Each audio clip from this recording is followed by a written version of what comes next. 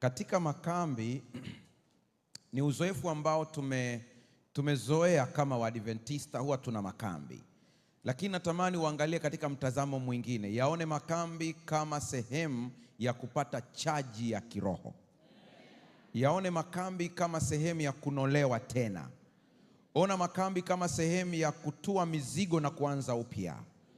Yaone makambi katika jicho la kiroho kuliko jicho la mazoea.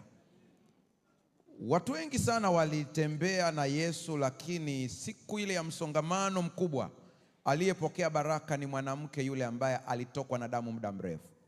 Hata Yesu aliposema kuna mtu amenigusa, Petro anamshangaa, anasema huoni umati?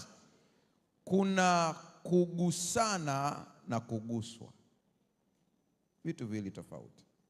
Mguse Yesu kwenye makambi haya. Karibu Bukelebe TV, jifunze neno la Mungu, pokea matumaini na gundua unabii wa kibiblia. Jiunge nasi kwa safari ya kiroho. Hii ni Bukelebe TV.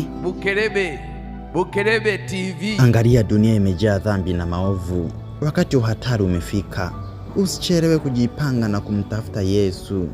Tafuta wokovu leo kabla ya kuchelewa. Habari njema ikirushwa Bukelebe TV. Karibu sana. Tusiache kufuatilia katika TV ya Bukelebe TV.